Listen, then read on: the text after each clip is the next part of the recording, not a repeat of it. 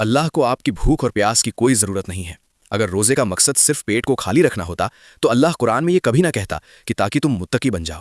سوال یہ ہے کہ بھوک کا تقویٰ سے کیا کنیکشن ہے، اور اللہ نے یہ حکم انسانوں کو نہیں بلکہ خاص مومنوں کو کیوں دیا؟ آج روزے کی فلسفی کو ہمیشہ کے لیے سمجھ لیجئے۔ السلام علیکم، یہ ہے رمضان سیریز کا ایپیسوڈ 2۔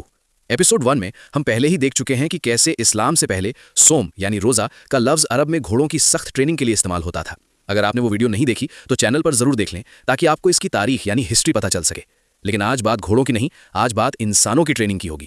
آخر اللہ نے ہم پر یہ پابندی کیوں لگائی؟ سب سے پہلے ایک بہت بڑی غلط فہمی دور کریں۔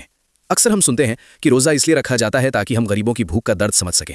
یہ بات سننے میں بہت جذباتی لگتی ہے لیکن لاجکلی ادھوری ہے۔ سوچئے، اگر روزہ صرف غریب کا درد سمجھنے کے لیے ہوتا تو اللہ نے غریبوں پر روزہ فرض کیوں کیا؟ غریب کو تو پہلے سے بھوک کا پتہ ہے۔ حقیقت یہ ہے کہ روزہ کوئی سوشل ایکسپیریمنٹ نہیں ہے، یہ آپ کے اور آپ کے رب کے درمیان ایک سیکرٹ ایگریمنٹ ہے۔ اس کا مقصد بھوک نہیں بلکہ سیلف کنٹرول یعنی نفس پر قابو ہے۔ جب اللہ نے روزہ فرض کیا تو سورہ بقرہ میں آیت 183 میں فرمایا، یا ایھا الذین آمنو یعنی اے ایمان والو۔ یہاں غور کریں، اللہ نے یا ایھا الناس نہیں کہا۔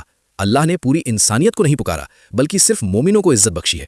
یعنی یہ حکم غیروں کے لیے نہیں، اپنوں کے لیے ہے۔ یہ ایک آنر ہے۔ اللہ کہہ رہا ہے، اے وہ لوگوں جو مجھ پر یقین رکھتے ہو، تم پر روزے فرض کیے گئے جیسے تم سے پہلے لوگوں پر فرض تھے۔ اور آخر میں مقصد بتایا، لعلکم تتقون یعنی تاکہ تم متقی بن جاؤ۔ اب یہ متقی کیا ہے؟ عربی میں تقویٰ کا لفظ اتقاء سے نکلا ہے، جس کا مطلب ہوتا ہے بچنا یا خود کو روک لینا۔ ایک متقی وہ نہیں جو صرف ڈرتا رہے، بلکہ متقی وہ ہے جس کے اندر گاڈ کانشسنس یعنی اللہ کا احساس اتنا گہرا ہو کہ وہ گناہ سے خود کو بچا لے۔ اسے اس گھوڑے کی مثال سے جوڑیے۔ گھوڑے کو شاریرک یعنی فزیکل بھوک سے روکا جاتا تھا تاکہ وہ جنگ میں باغی نہ بنے۔ انسان کو روحانی یعنی اسپرچول بھوک سے روکا جاتا ہے تاکہ وہ شیطان کے آگے باغی نہ بنے۔ تقویٰ بس ایک ہی چیز کا نام ہے، بنا دیکھے یقین کرنا کہ میرا رب مجھے دیکھ رہا ہے۔ جیسے جون کی سخت گرمی ہے، آپ کمرے میں اکیلے ہیں، فریج میں ٹھنڈا پانی ہے، کوئی کیمرہ نہیں، کوئی انسان نہیں، گلا سوکھ رہا ہے لیکن آپ پانی نہیں پیتے۔ کیوں؟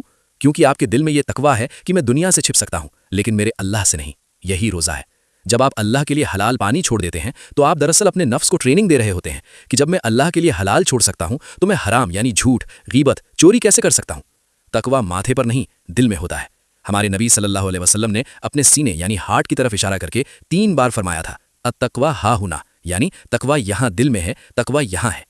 تو دوستوں، مقصد تو سمجھ آ گیا، لیکن صحابہ کرام اس تقویٰ کو کیسے نبھاتے